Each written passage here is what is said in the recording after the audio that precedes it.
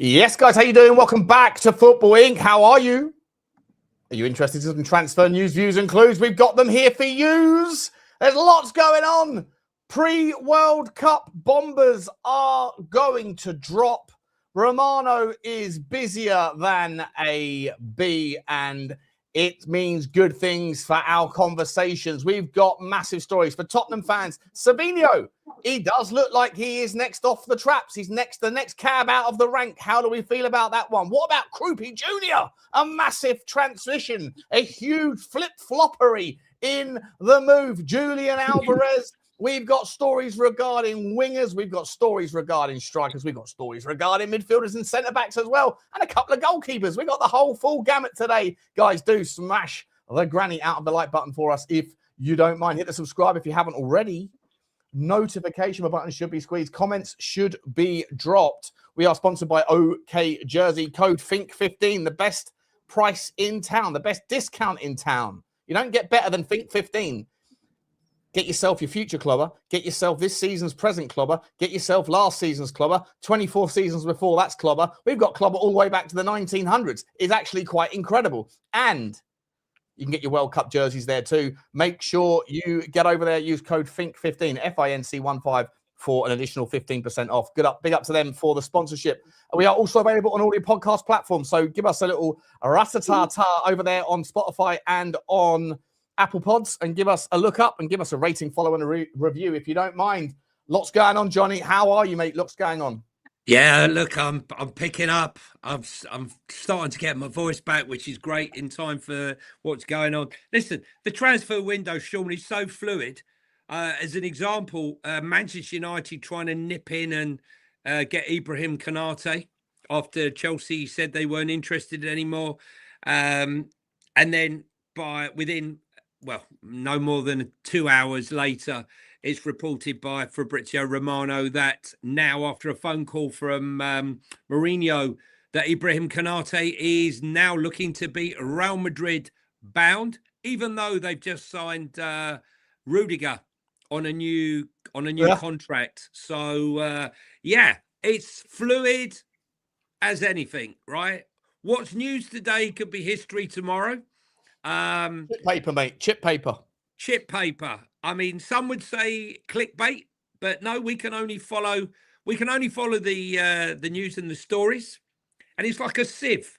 It's our job to sift through the stories, and between us and you guys in the audience to decide which ones we think have real substance to them. And let's be honest. Yeah, we changed the badges, guys, right? Sean went out and changed the badges. We had so many messages from people. They were more concerned about the badges than the transfer rumours. Yeah. So thanks to Sean. Will you not please update the bloody badges? Are you a Hull fan? No. Are you a Ipswich fan? No. Are you a fan of Coventry? No, I'm a fan of consistency. Get those badges up bloody dated.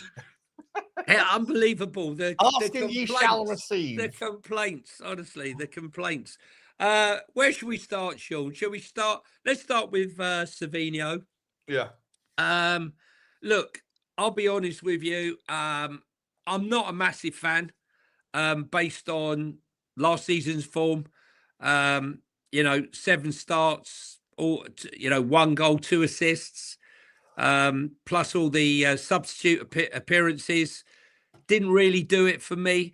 For me personally, I want a chunky, strong, big, I mentioned this to you offline, left winger who can track back and defend, who's built like a brick shithouse, not someone like Savinho. I think we've seen so many of those type of players at Spurs. He's not strong. He's not invincible. You can lean on him and push him off the ball. For me, Sean, it's no, unless we're talking around about 30 million. If we're talking 60 million. I put out a tweet a minute ago saying 40 million and not a penny more. Because Chris has come out saying, let me bring it up on the screen, actually. I mean, really? I I don't know how I'm not flip-flopping on my opinion. My opinion about this guy is the same as yours, right? He can be good, he's talented, but for all of the people out there, of which there are thousands and thousands and thousands, I've never heard so much repetitive complaints last season, correctly so, about the constant oversupply of young, unproven talent in the Tottenham Hotspur squad. We need ready now. We need oven-baked players. And then all of a sudden, those people they're complaining about Matisse Tell, they're complaining about Odebear, they're complaining about Archie, they're complaining about Bergvall, they're complaining about all these players. And then suddenly Savinho comes back into the fray. And it's, oh yeah, he's different. Well, how is he different? His output's no different to any of the others, right? Like hit and miss. His input factors are clever. Like, yes, he can be tricky, but then so can Matisse Tell, and to probably a better extent, so can Odebear. But he hasn't done it in the Premier League. So, like, I just don't understand how people can like draw different comparisons from the same factors. Revisionism. Yeah, well, maybe it's just because his name's Savinho rather than like Tellino or whatever else. Well, or if we said Bob Jones or Curtis Jones, they'd be going, nah, mate, we need... Listen, look, 24 appearances, 830 minutes, right? We're not talking about 5 minutes. We're not talking about 20 minutes. 800 minutes, he scored 1 goal. Listen, he's predominantly... He's a natural... He scored 2 goals in the last 57 Premier League appearances. I don't know, one goal and 2 assists in his last 24 appearances. Yeah, my point is, look, if you include the last 2 seasons, it's 2 goals in 57 appearances or something. Mate, it's a shambles. Look, he is a naturally left-footed player, right? Naturally left-footed, but he plays on the right. He ain't a left winger. He's a. Oh no, he can play off both sides. I think he'll play predominantly, right? He's left-footed, but he's right. He plays mainly on the right, mate. Plays mainly on the right. No, not about that. Not anymore. Well, I would say he's been playing mainly on the right. In his first season, he played on the right. When he was in Girona, he played on the left, and he came to City and played off the right. And then this season, when he's played back on the left. But either way, I don't care which side he's on. He can do both, right? But it's just whether he's good enough with the outcome or with the output. And I'm not convinced by it. However, for the right price, you can make the argument. And as we were saying earlier, Johnny, like, yeah, if you've only got, let's say you can put together the scratch for, I'll come back to this in a second and we get out of this. If you come back to the scratch for 150 million quid and you drop 70 of it, half the budget on Savinho, that's problematic for me because it means that you can't go and get the work done elsewhere. However, for Savinho to work, in my opinion, Johnny, you need to have a 9 that can stay in the box, be in the box, that's intelligent enough to pick the runs, to know where the ball's going to be. Maybe a Will Lancashire could benefit from that, like what we like about Will Lancashire, but on a higher scale. Someone like, for me, I think Gonçalo Ramos is a perfect fit. And I think he could be available, right? And could be gettable. And I think that for Savinho to work, then you need other things to happen in the transfer window and in the Tottenham squad to make it work. You need to have the likes of Senesi signed so he can ping balls into that channel. Same on the right. You need someone better than Danzo with the ball at his feet to ping balls into the channel. You need someone like a Van Hecker, for example. You need an 8 who can move the ball fast into the channel so that Savinho can do what he does well. And then when Savinho does get the ball into the box, you need someone actually in there. And unfortunately for me, Richarlison and Solanke are not good enough to be able to help Savinho look better. So for Savinho to be a success, you need to have money to be able to go and buy the players that can be a success, or can help him be a success, that can benefit from them and that they can benefit from him. But all of those things requires that Savinho's price tag is not 70 million. And apparently with 35 as a bid. Yeah, but I would that not be the same for Matisse Tell? Like if we had a strong striker or anybody, right? Yeah. We would be better. Look, for me, I don't think his right foot is strong enough. That's my personal opinion, right? Which is why you got to play him on the right. He's more effective on his natural left foot when he cuts in from that right-hand side onto his left. But that said, Sean, he's not delivering the numbers that would warrant paying out this money. It's all very well. I mean, look, in 800 minutes, if you manage 1 goal in 800 minutes playing for a Manchester City team, got 2 assists, so I've got to be fair. But if that's all you've produced in 800 minutes playing for a Manchester City team laden with that much talent, I don't know. Maybe they're thinking because he won't be playing for Manchester City and he'll be playing for a Spurs team that on the counter attack, Savinho will have much more space than playing for a Man City team where they're always coming up against the low block. Would that be a fair? Would that be a fair call? Yeah, it is a fair call, but at the same time, you also have a lot more possession. You have less requirement to defend. So in a team that doesn't have that same consequence, then you're going to have to ask for more from Savinho than what Man City traditionally need to ask from him. It also begs the question. Let's not forget, like they had the opportunity to give him more minutes, and in January they went after Savinho, and Savinho hasn't exactly smashed it at Man City since he's been there. So No. it kind of it begs the question around. Like, what is it that they're seeing in others that they don't see in him? Just to clarify, in this season, 14 off the left wing, 8 off the right. But like you say, it's spread over 800 minutes and 24 games. It's like 20 minutes here, 20 minutes there. It's very little in terms of contributions over the course of his career. Well, Girona, you start feeling over the like, course of his career, he's played football. slightly more games on the. Sorry, Johnny, quickly. On the course of his career, he's played slightly more games, but he's basically can play off both sides. He can play off both sides. Yeah. But if you look at him, is how he comes off. I'm just saying to you, for me, he's a right winger because he looks more comfortable on that left foot. I don't think that right foot's strong enough. That's just my opinion. I mean, obviously, everyone's going to think differently, but those numbers aren't great, are they, Sean?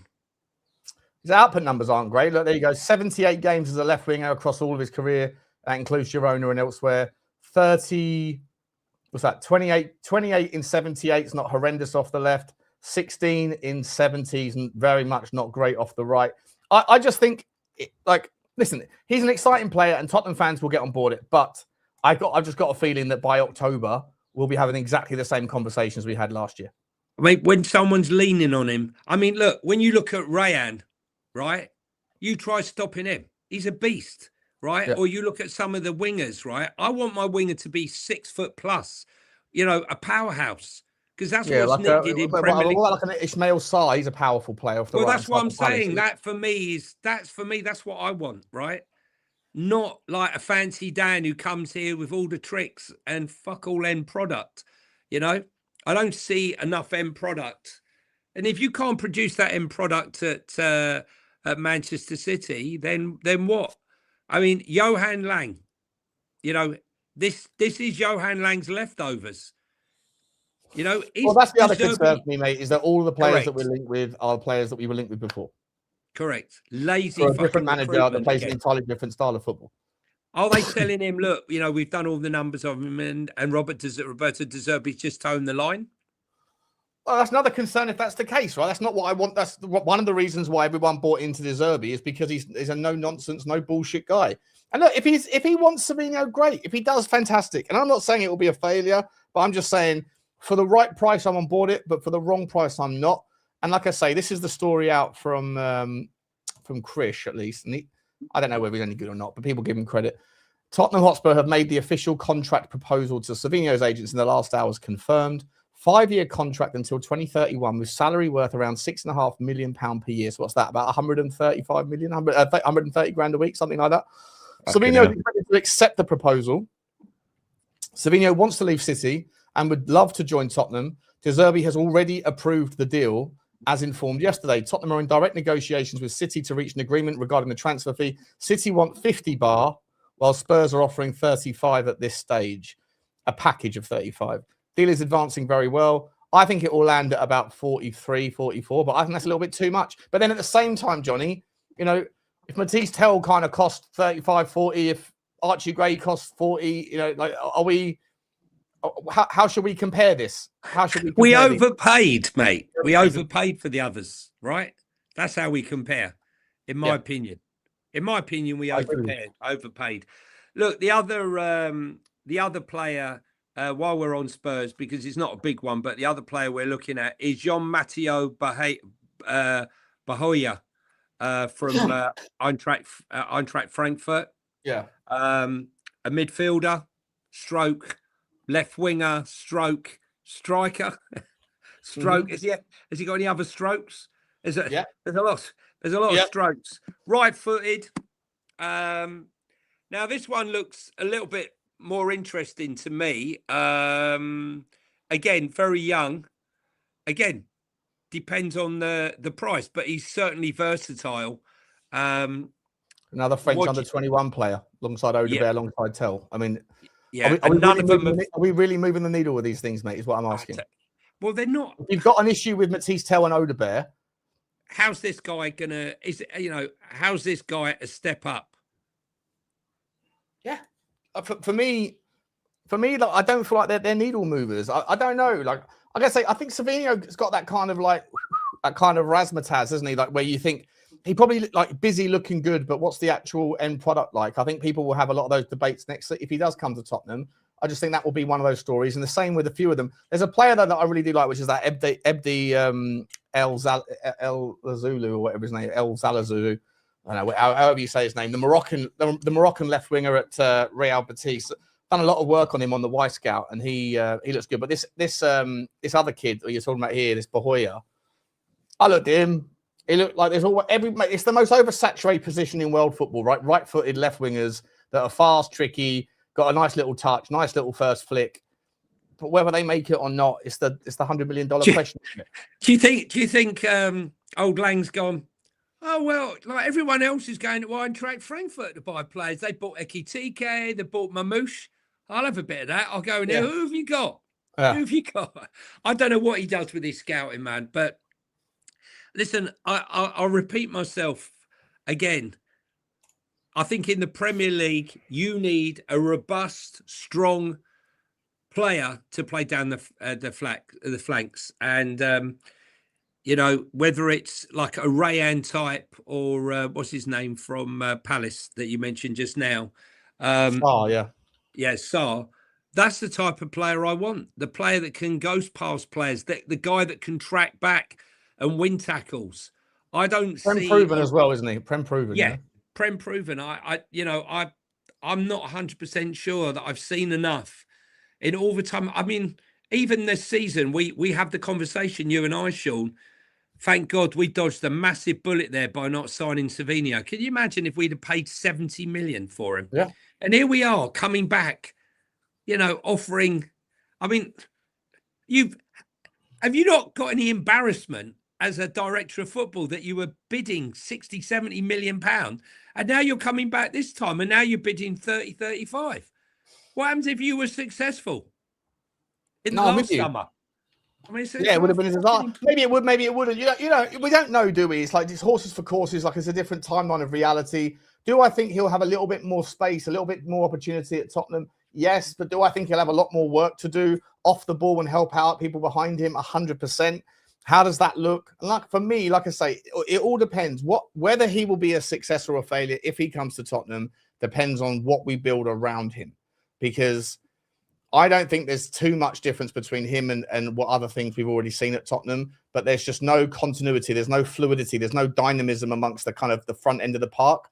And so you go and get me a number 9 that just knows how to control the box, knows he can hold the ball up. He's strong. He's powerful. He knows how to read the game and knows how to read the flight of the ball, and is strong in the air, and also is a capable left foot, right foot hitter, of which there are several. Serhu Bassi's very good at that.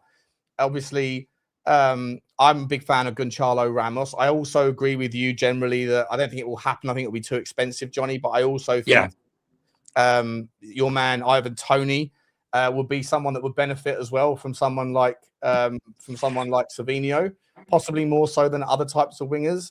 So, like, I just think that the success story is like it's part 1, isn't it? Like, you don't know how part 1, like, when you watch the first episode of a new series, it's got potential. But if you lose me by the end of episode 2, then I'm never going to see episode 3 and watch the final part, right? So for me, like, I need to see who they build around him. And at the moment, it's just, for me, it's like an unknown, because Savinho will probably work very well if we can go and get a specific type of 9 that can stay fit and that can lay the ball and play well. Aren't we moving away? Aren't we?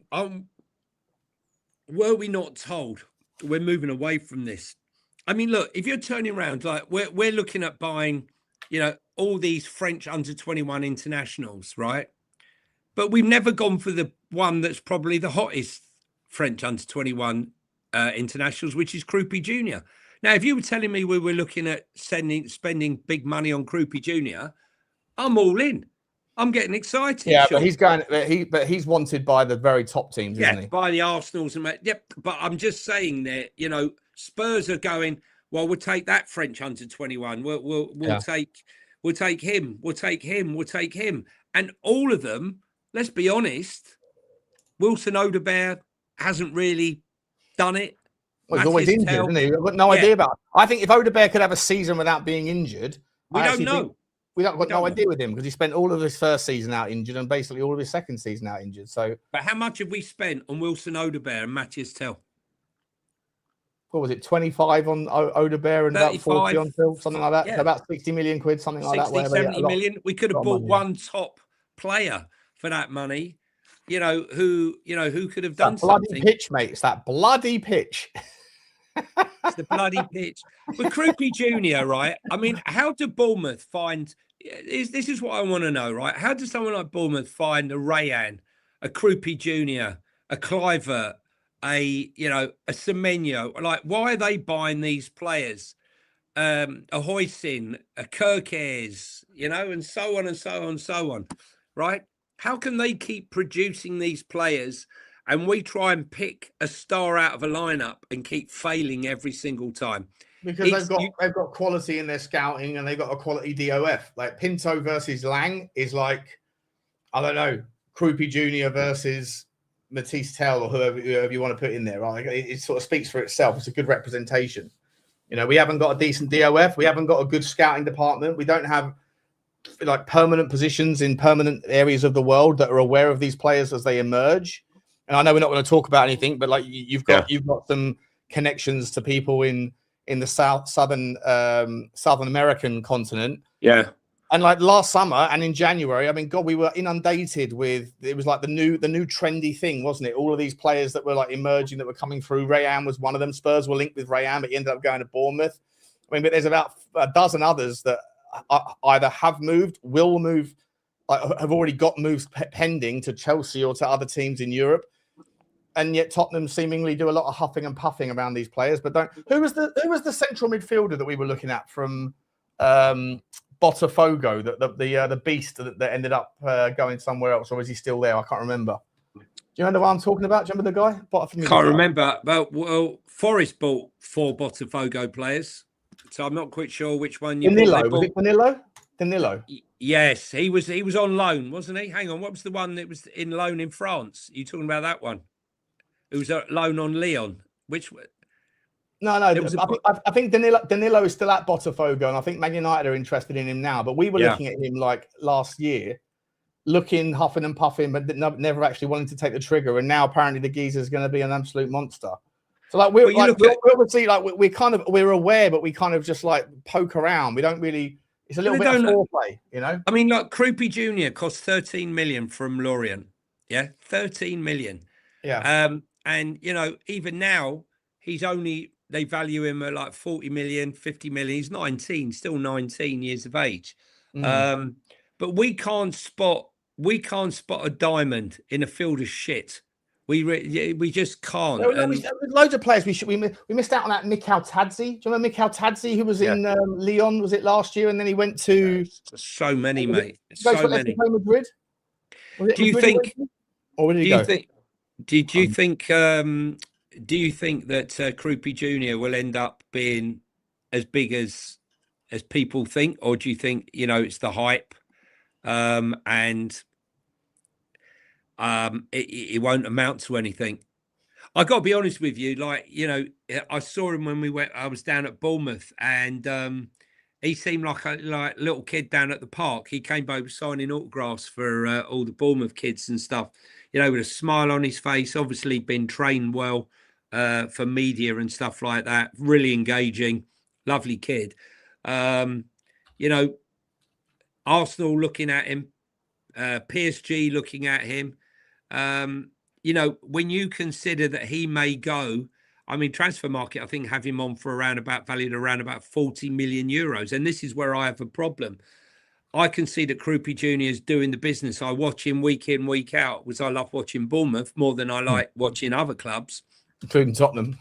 Including my own, yeah. And you know, if this guy goes for 40, 50 million, yeah, I'm going to take exception to us paying 40 odd million plus for a Savinho or some of these other players that we're linked with. It's almost nonsensical to me. But listen, it is what it is. But I just think now, you know, you can't afford, our club and any club that's looking for players right now cannot afford to be messing around before the World Cup starts. Because you look at someone like Enzo, who wants to leave Chelsea. I don't know if you remember, before the World Cup, there was bugger all interested in him. But, you know, he had an outstanding World Cup for Argentina. Obviously, they lifted the trophy. And suddenly his price was like nigh 100 million euros. And this is the risk you run. We've seen it so many times before. You know, you see a player that sort of emerges out of nowhere. You pay the big money and they never replicate that form ever again. You know, it could be they've been injured for a lot of the season and they're going in fresh when the rest of the players of the World Cup are absolutely knackered. So I believe in getting your business done as early as possible. But I think players like Kroupi Jr., there'll be so much interested in him. I think he could be one of the deals that's done earlier. Yeah, but where do you see him going? They think at Arsenal or PSG are looking at him as well, aren't they? Yeah, I mean, for me, I think it's a straight toss-up. For me, I can see him, although Arsenal want him, I can really see him as a PSG player. I really can. He's got that sort of that mix. Can you imagine him with Desiree Doué, Barcola, Kvaratskhelia, and Dembele, and adding to that squad? I think it'd be absolutely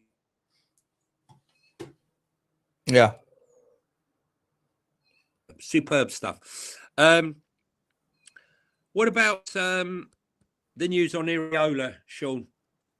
I think I was saying to some people I know that I think that it's a disgrace that Richard Hughes and Edwards have gone unpunished at Liverpool.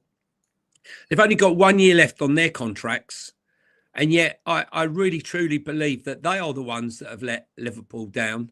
Not so much Arne Slot, if I'm brutally honest.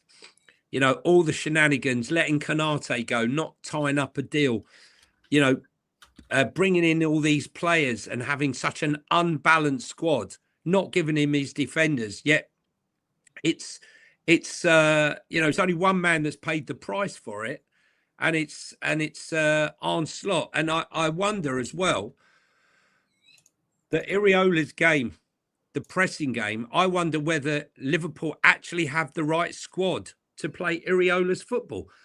You know, what were they worried about? I mean, why did Edwards and Hughes not speak to Alonso? Surely, I mean, he would have been the fans' number one choice.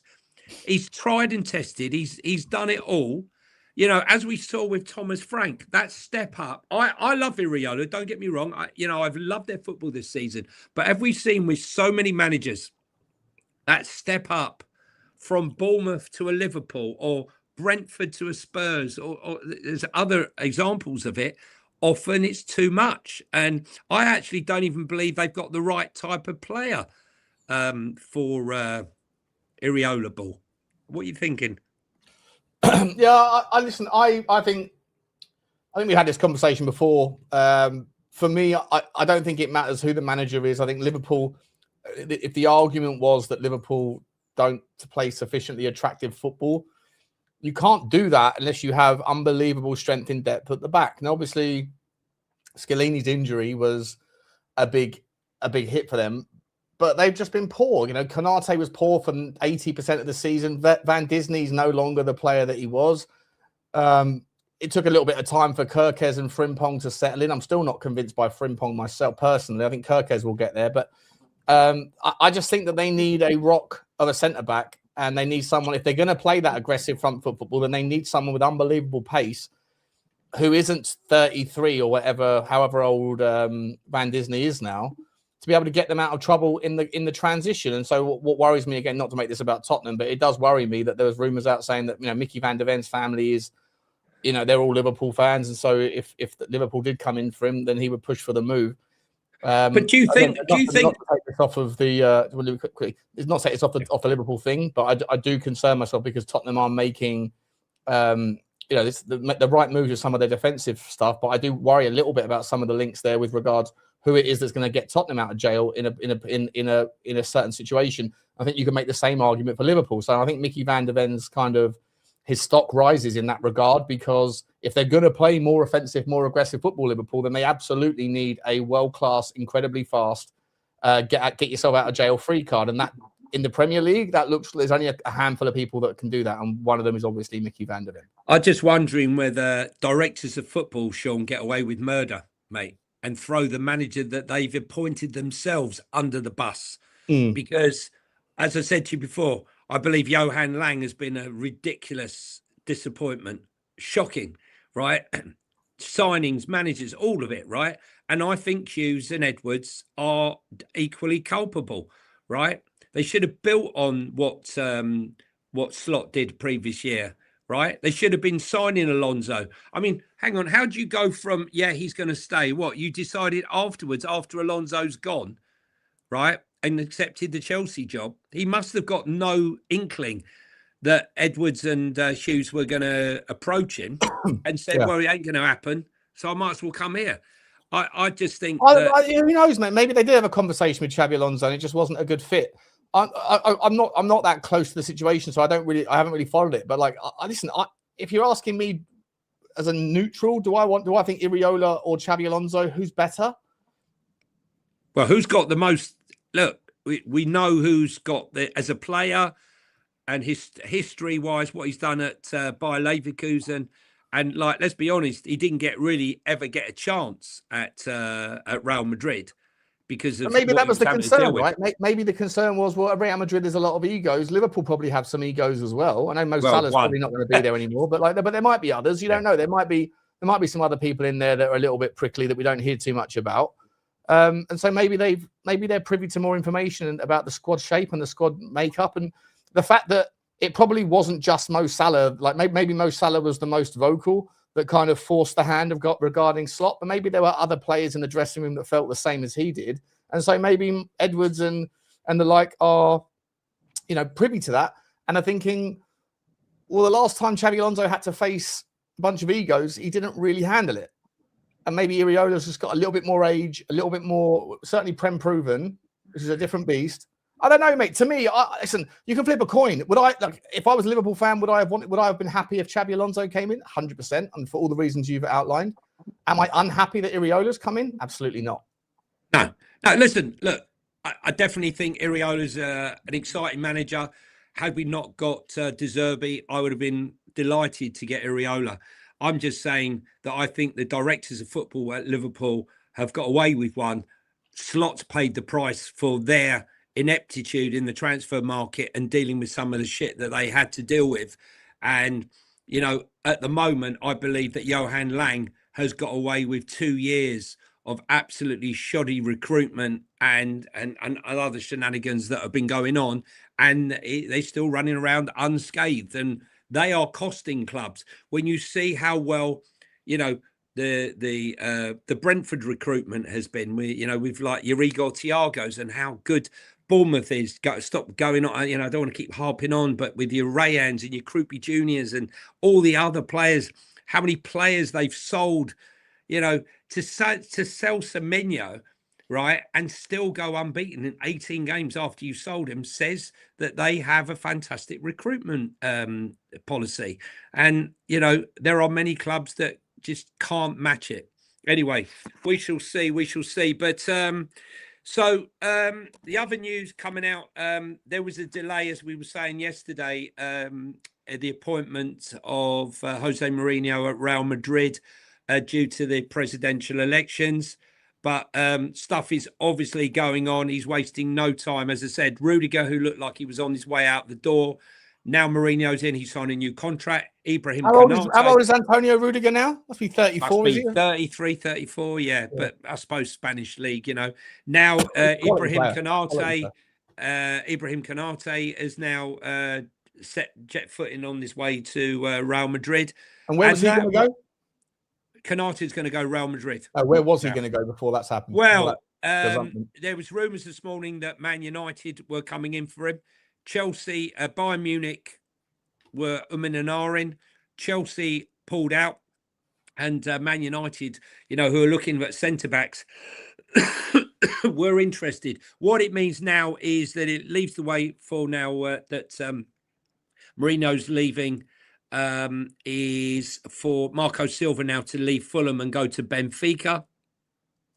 I'm amazed, though, that Benfica can offer the same amount of money that he's been offered in a very lucrative contract with Fulham.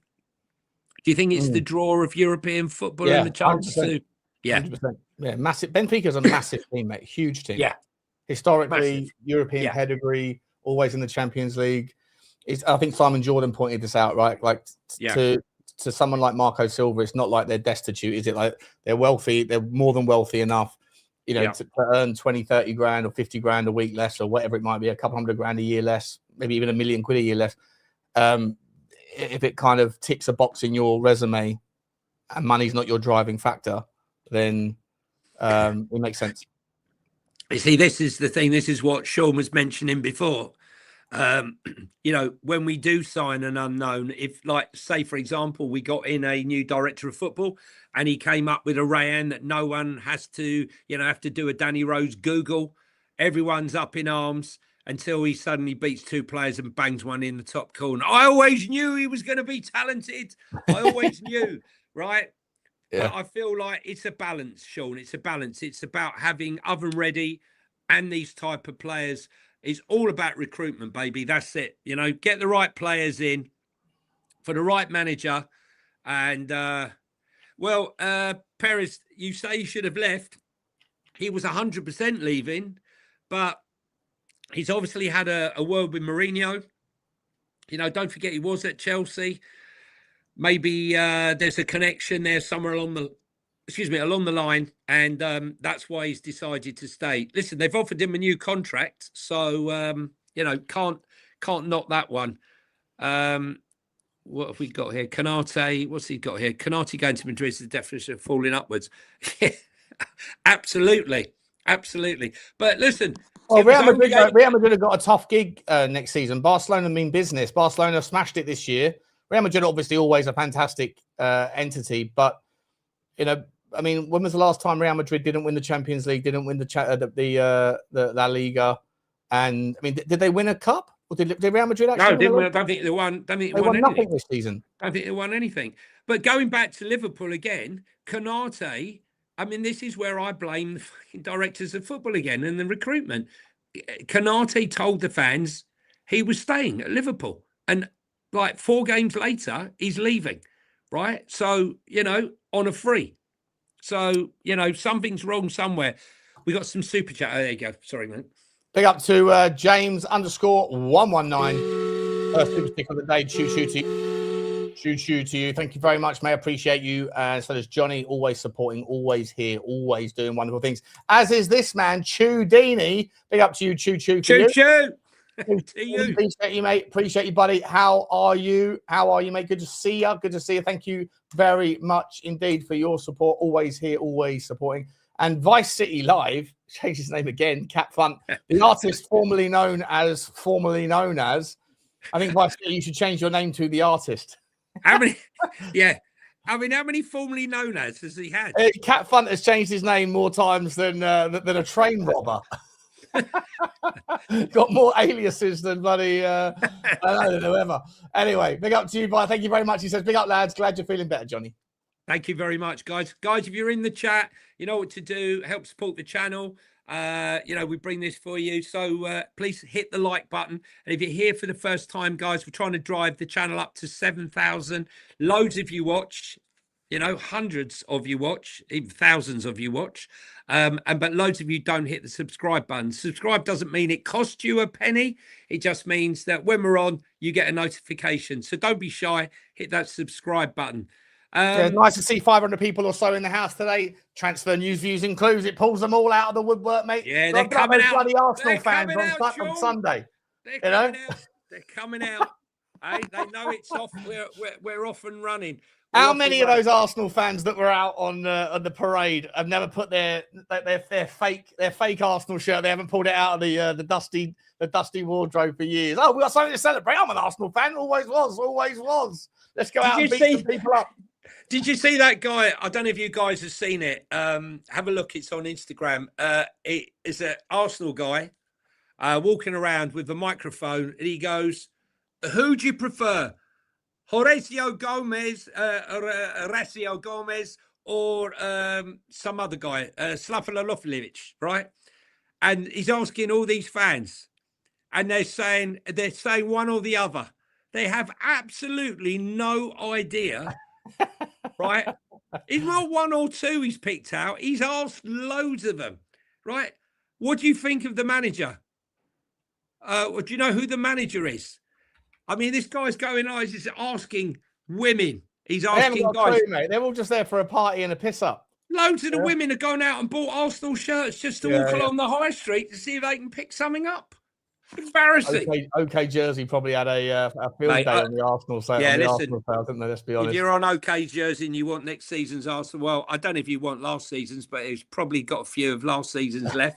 If you champions written all over it. Yeah. Champions League champions. What are we doing here? Right. Let's talk about another big signing, Rafa Leao. He's stated now. This is it. Now he needs to leave AC Milan, and I really believe this is it. Now he should have left. He should have left a while ago. He hasn't done it yet. But Man United seem to be leading the race for him at the moment. I'm sure others will come in. I always when I watch Leao play, he's normally after he's had a great game the week before, and then I tune in to watch him, and he does the whole sum of virtually nothing, and I find it really frustrating. You know, I think someone like him with that name needs to not be like a snakes and ladders week in, week out, where you've got a great performance, then nothing for 2 games. World class is about consistency, consistently turning up and consistently delivering. Even your average performance is above the norm. The thing is, I'm not sure the sort of money that AC Milan will be asking, but I would reckon it's in the region of 70-80 million pounds. AC Milan need the money. Would you, how excited would you be if you were a United fan, Sean? Yeah, I mean, look, I know if you were a Spurs fan, you would be if he was coming. Is it Rafael Leao talking about? Yeah. Yeah, I think Rafael Leao, I don't know really, mate, about him. He's another one. He's another one of these players that I think is hot and cold, mate. I just find him indifferent to a lot of these players, mate. I feel like. Is it just the name, Sean? This is what I'm saying is, do fans fall in love with the name? He's capable of wonderful things, but he's also capable of like just abdicating the responsibility of being a big player. Like I said this before on my own channel. I called him the double slit experiment because I feel like when you watch him, he performs differently to when you don't. You know, and I feel like it's the it's one of those things. Whenever I've seen Rafael Leao play, I've always been like, really? What's all the hype? But then I go away. I don't watch Serie A that often. Then I'll read somewhere, he banged he's been absolutely outstanding. And I go, oh, okay. And then next time I see him, he's absolutely terrible again. It's like the double slit experiment in quantum mechanics. When you observe something, it behaves differently to when you don't. Some of the best performance I've seen was him producing a rap song. That was about the highlight for me. I'm exactly the same, Sean. I tune in after a great performance and he does jack shit. And I'm thinking, what is the hype all about? And look, it must say something that no one has come in and matched, or we're desperately trying to sign him. Yeah. Or, he might be another Garnacho type, mate. He might be someone that's just like, got it all in his locker. But I don't know. Listen, if Tottenham were to sign him, I'd probably get excited because of the name, but I'd still have the reservations, right? I think you're right about the name thing. I just I don't know, mate. I honestly, if I'm entirely honest, mate, I don't. Whenever I've seen him, I thought, nah. But I haven't watched him that often to have like a really thorough, baked out opinion of him. But whenever I've seen the highlight reels, like anything in life, you go and type into Google or type into YouTube Ronnie Rosenthal highlights, mate. Head down, Ronnie. Head down, Ronnie. Ron, and he looked like he was the world's greatest, the world's greatest footballer, but he wasn't. So I don't know. For me, I don't think he's an £80 million player. I think he's maybe like a £50 million player, to be honest. I mean, for me on the left, I'll be brutally honest with you. I think I'd rather have Marcus Rashford. Yeah, you know what? I did a show last night on my channel, and Eugene was on, and he made a good point. He sort of said, like, that phrase, when someone shows you who they really are, believe them. But I feel like maybe Marcus Rashford has shown how unseriously he takes his career. And it's a bit of an off-putter. I'd still take Marcus Rashford because I still think there's moments of magic. I'd probably take Rashford above Leao if I'm honest. I think a lot of the people here in the chat really appreciate all your comments, guys, if we don't bring them all up, but we appreciate all the comments. I think a lot of the feedback we're getting in the chat is very much how we see it as well. If he fancies it, he turns it on, and, some days he can't be asked. And, he doesn't have the minerals, as the previous said.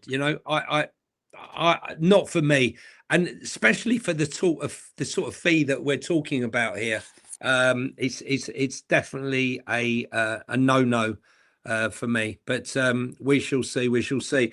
What do you think about this news now that Juventus are coming now for Vicario, Sean? I mean, I think most Spurs fans are happy for Vic to go off. The initial conversation from Fabrizio Romano was it's more or less done with Inter Milan, but Juventus are looking at him and Emi Martinez at Aston Villa. Martinez, obviously 33 years of age, and what is he now? Is he 30? Vicario, I think he's about 30 years of age. What do you think is a fair fee to get for him in this market, Sean? For who, sorry? For Vicario. Vicario? Yeah, probably 20 million. Get your money back. Yeah. He seems like he's really well respected in Italy. I don't really understand why. Well, he can't show himself off in the World Cup, can he? Because they ain't playing in Italy. I mean, that's just laughable how Italy are not in the World Cup again. But what other news you got there, Shawnee? There's quite a bit of it. Yeah, hang on 1 second. Let me get up Twitter. Yeah, it looks like that's been confirmed now that Silva is to leave and move to Fulham, to Benfica. Sad news today. Really interesting one. Iliman Ndiaye has rejected multiple new contract offers from Everton over the course of this season. The club are braced for a fight to keep hold of him this summer, but he does have 3 years on his contract with no release clause. Contract talks have been ongoing since January, but no breakthrough has yet been made in an agreement. And that's from Paddy Boyland, who is an Everton correspondent at The Athletic. So is that brace, Sean? Is that a proper brace? Where for that one? I mean, look, they're looking at Hayden Hackney. Like, brace. You know when they do the... on the airplane crashes. On the airplanes, yeah. Look. Well, but it's an interesting one. If Iliman Ndiaye is refusing to sign a new contract, he wants to go somewhere else. Maybe he's been told there's a bid coming for him. Where's that bid coming from? And he's been another one that's frustrating. I've got a really close friend of mine who's a massive Evertonian, and he said he's his favourite player. Iliman Ndiaye is his favourite player. But ever since Jack Grealish went down injured, David Moyes put everything into Iliman Ndiaye and made him play every minute. And basically he's just ended up like burning himself out. So it's not that he's not. It's just basically that he's been overworked. Got to be humble, mate. I always worry about these players. They've got to be humble.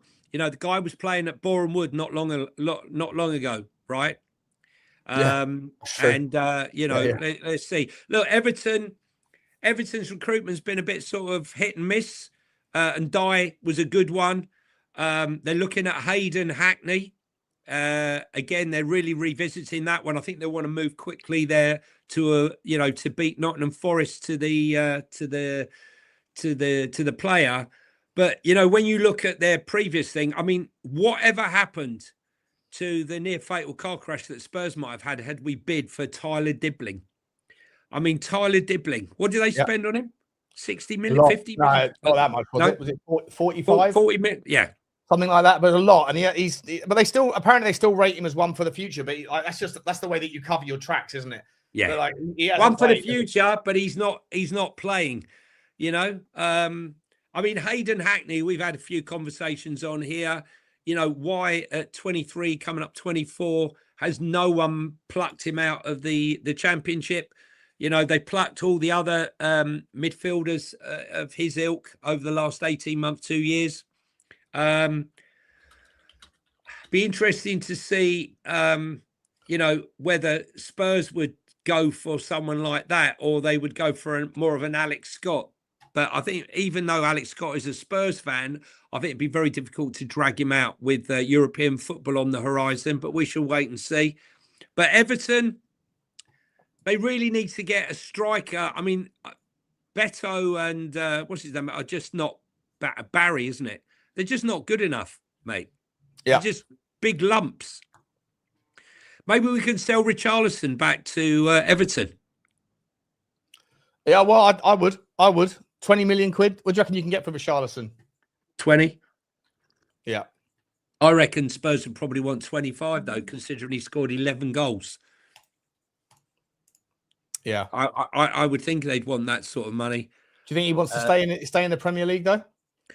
Yeah, I would think so. I would think that it's too early for him to go to Saudi Arabia. Konate was offered huge money to go to Saudi Arabia and he never took it up. So I can't see that happening.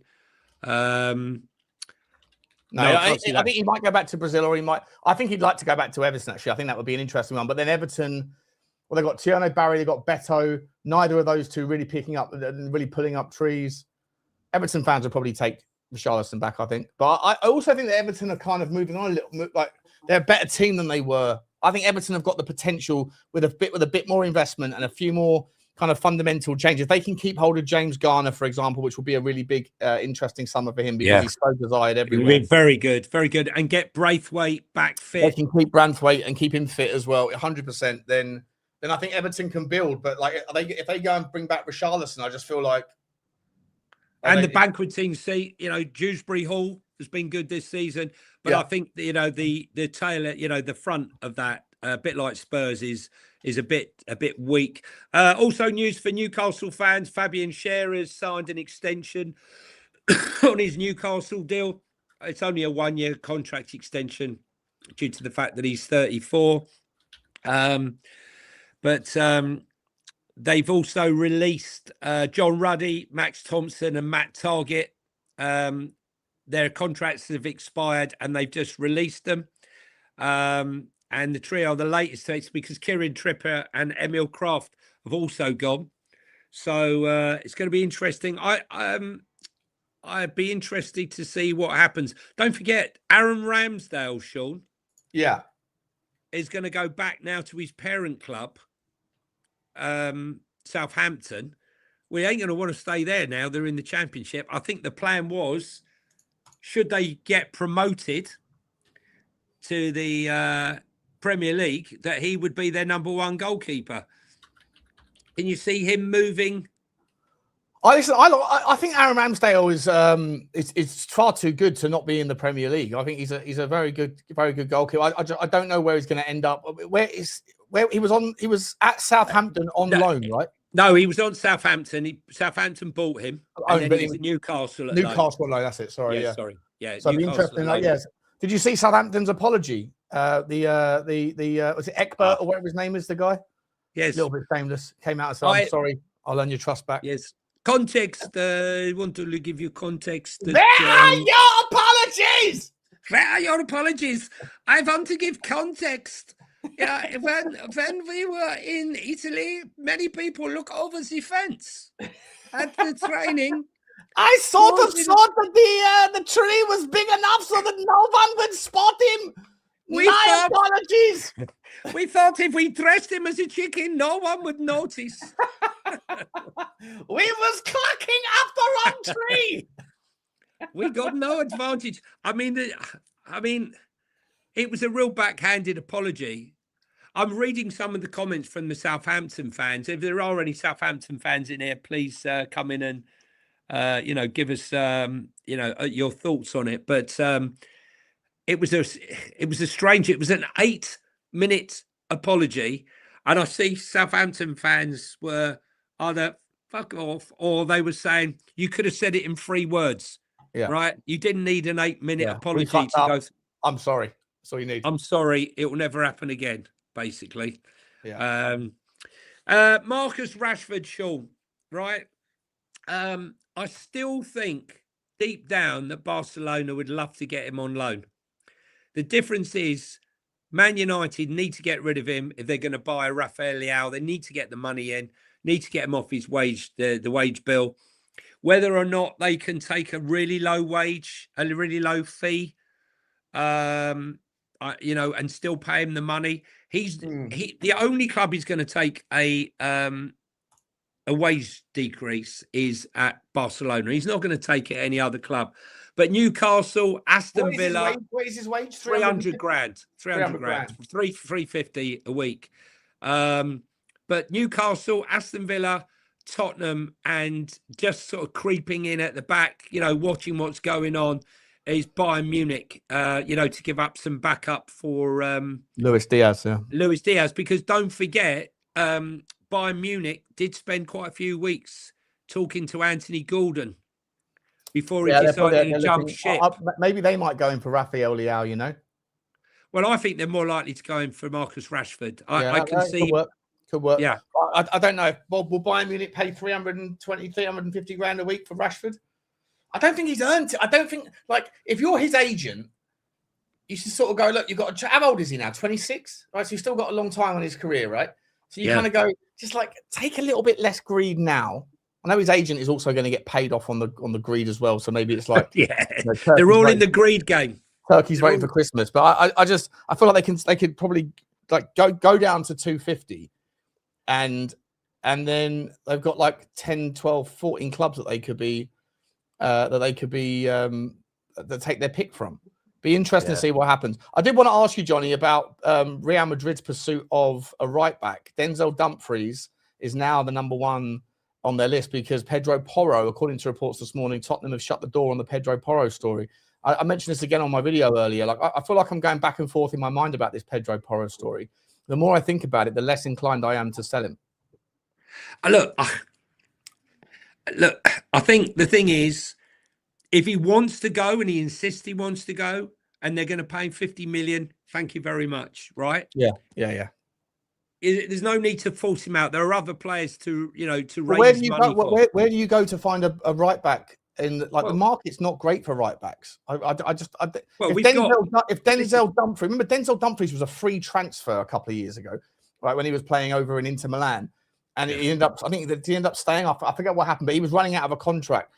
If he's the second choice in a list for Manchester City and Real Madrid, 2 of the biggest clubs in the world, and Real Madrid, and they are looking at Pedro Porro and Denzel Dumfries, what does that really say for the criteria and the standard of right backs in world football at the moment? Apart from Hakimi, there's no superstars out there. I mean, look, the thing is, I think Mourinho's already styling it into his molding Real Madrid already into this experienced team of players, Rudiger. He's here for a short time and a good time, not a long time, right? Yeah, he's here to win. He don't give a shit, right? He's 1 here year, to get a trophy. 3 years back, couple of Champions Leagues. Thanks very much. Yes. I am the chosen one. Respect. I am the chosen one. You remember, when he was at Man United, telling them how, he's delivered the trophy. He delivered trophies, They loved him, in Turkey as well. Unfortunately, they tried to throw him out. But, look, I think we're going to see a lot of mature players going into... there's a big crack there. Can you hear that? Woohoo! That's a prop. That's a thunder. And lightning. That was over here about an hour ago. Bugsy was terrified. Absolutely terrified. That's all right. Okay, I just woken up a few of the neighbours. Here's one, Sean, a blast from the past. Do you remember in 2022 when a certain Calvin Phillips signed for Manchester City for £42 million. Yeah. Listen, Where is he now? He's still got 2 years left on his contract. Sheffield United have asked to take him, right? But no one can afford to pay him. I mean, he's on 2 years. I don't know what wage he's on, but it must be a big wage. He's had his suspensions. He's had his injuries. But I mean, he just never ever replicated anything he's done really. For Man City, he went to Qatar, did he not? Mate. Should never have left Leeds. He was a big fish in a young buck in a cool team at Leeds, and then just chase the money and then he played in Qatar though, didn't he not? He was in England's team at Qatar. I'm sure he was. Yeah, he was a brilliant six, mate. He was a brilliant six in his younger. When he was 21, 22, everyone was looking at him going, "This kid's going to be magic." And that's what I can understand why Man City bought him. But as soon as he got his money, he just went, "I don't care no more. I am good. I am golden." Thank you very much indeed for the contract. See you in 5 years. It's a shame, though, isn't it? What's this breaking? And FIFA has announced. Oh yeah, I think we spoke about this before. But the new rules. I saw the TalkSport story that came out earlier. They were talking about it. So there's VA. I've actually wrote them down. So refs are now allowed to step in before the corner is taken and make decisions. Based like if there's fouling going on from a defender on an attacker or an attacker on a defender before the corner is taken, then you can give a penalty. Funnily enough, like the Chelsea game, right? And then the other one is the VAR can step in and overturn second yellow cards if they are deemed to be a mistake, which I think is a little bit weird because on the one hand, that's good, right? If a player's already booked and then someone dives and the referee falls for it, then the VAR can step in, and that's good. But what about the other one? What happens if the first yellow card was a bad one, right? That's in. But then you can't. Then you're micromanaging it all to the point of silliness. But what about when the referee, like in the final, doesn't book Mosquera for what should have 100% been a second yellow card? Can they not bring that back? Is that not? Oh yeah. You can't. You can overturn a mistake on a yellow card, but you can't give a yellow card when the referee didn't make it, and that's crazy, isn't it? I mean, that should have been a yellow card. Surely you've got to have both flips of the coin. And the other thing, Sean, I'm going to say this, and people say you're nuts, but I do believe I would like to see the law where none of the opposition players can be in the 6-yard box until the ball is struck. Therefore, by the time the ball is struck, there's no pushing in the actual 6-yard box at all. By the goalkeeper. The goalkeeper is free. No one's surrounding the goalkeeper. The defenders can sit in the 6-yard box. It's only when the ball is struck the toe. So then what happens, though, if you put that rule in place, does the referee then have to be looking and like listening for the kick lift? Like, you have to be looking at, because it's like a penalty, right? Like the players can't encroach into the box. VAR can sort that out. Yeah, but like if the ball is kicked in and there's a player in the 6-yard box and the referee doesn't see it because he's looking at the penalty, looking at the corner, like the VAR is just going to slow the game down so much. Sure. We got this, mate. We got this, right? And let me tell you something, can you imagine if this rule comes in, like giving penalties before a ball's been struck? Arsenal are the masters of that. I spoke about this the other day in the final. Trossard was standing there in the drama. I told you, like that. He went like that with his arm, like someone had yanked his arm. The guy didn't even touch him. Yeah, it's all drama classes. Yeah. It's all drama classes, mate. Like, I mean, what is that? You've got the long throwing coach, right? Then you've got Sir Ian McKellen coming in, giving thespian acting lessons. The arch back. What are we doing here? Like, when are you going to stop? When will the madness stop, Johnny? The screaming, right? So I sit in the east stand, right? The screams you hear when Arsenal come or other, I mean, come on, stop. Let's get back to football. It used to be a men's game. The other one I got is 5 seconds for goal kicks and throw-ins, right? But when does the 5 seconds start? But the goalkeeping kicks is fine. I don't care about that, right? Because as soon as the goalkeeper puts the ball down, you've got 5 seconds. Get on with it. But the throw-in, like, how are you ever supposed to, like, people aren't ready to move. If someone smashes the ball, this is what they said on TalkSport. It's a really good point, right? From the kickoff, if someone smashes the ball down in towards the corner flag from the kickoff and it goes out for a throw-in, if the 5 seconds starts the second that the ball crosses the line and there's nobody near there, it's going to take longer than 5 seconds for the right back or the left back to get back and get the ball anyway. So what? Immediately you foul and you give the throw in the other way. That doesn't make any sense. And if you wait until the player picks the ball up for his 5 seconds to start, that's going to be manipulated, because all they'll do is they'll just wait with the ball by their feet until everybody gets in the position that they want them to be in. So either way, the 5 second rule on the throw-ins for me is like a load of bollocks, mate. Riddled with fucking stupidness. Yeah, they're trying to reinvent it. Look, you know, when you think of Cody and some of the others who can throw the ball, if you're a left back, for example, or a right back who does the throw-ins, and the ball goes out of play, right up the other end, you haven't got 5 seconds to get up the other end of the pitch and make the throw. I mean, it's a second ago. It's like, yeah, exactly. It's like nonsense, mate. We're not listening. No, I was listening, but what I'm saying is, it's like where they taking the 5 seconds from? That's exactly what I said 5 seconds ago, Johnny. Yeah, no, but I just don't get any of it. It's just like they just made up a rule. It works for the goal kick. It works. No, I understand, mate. It works for the goal kick. It works for the goal kick. It just does not work. We had this conversation before when they said they were going to bring these two. Doesn't make any sense. We got some super chats, Shawnee. Guys in the chat, please hit the like and the subscribe button. Big up to Henry Wrong. He says, what player should I get on the back of a Sweden or a Dutch shirt from OK Jersey? Sexy football, sexy. Dutch shirts. What Dutch shirt I'd go for? You're a Tottenham fan, aren't you, Henry Wrong? Yeah. Okay, Cabby. We'll Don't get Van Lord of Hesselink. It costs you a fortune. They have to write it in a fucking spiral. Get something short. Hang on a second. Yeah. Swedish players. You're not going to get Decky, are you? Maybe get, I don't know, Bergvall? Nah. Osula, the Newcastle striker. Yeah, Osula. He's Danish. Oh, is he? I thought he was Swedish. He's Danish. Yeah. Are you saying that all Scandinavians look the same, Sean? Yeah. And my kind of people. Big up to you, Henry Wrong. Big up to you, mate. And let him know in the chat anyone's got better ideas to that one. And Vice City Live, man formerly known as. Can we get Kroupi from AFCB and get their recruitment team? Then Lang can concentrate on the under 21s and stay well away from the men's team.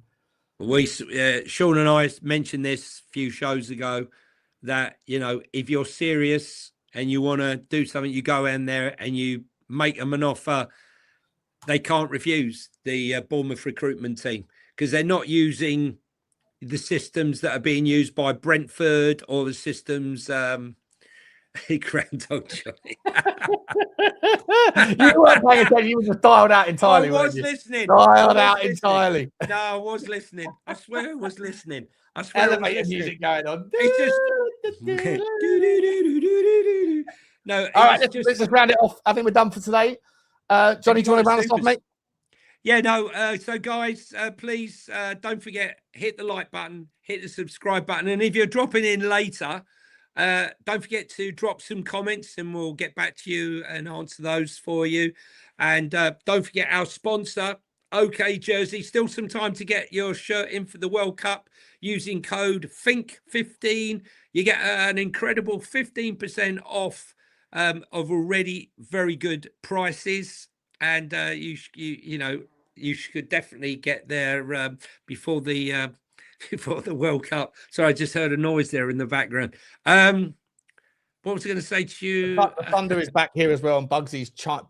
I wasn't sure whether it was thunder, Sean.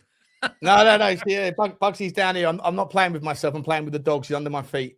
Yeah, that's his story. Terrified. She's terrified of the bang bangs. You know? That's his story. Guys, we'll be back. We'll be back tomorrow with some more stories. No doubt when we get off this show. I'm not sure I'm around tomorrow.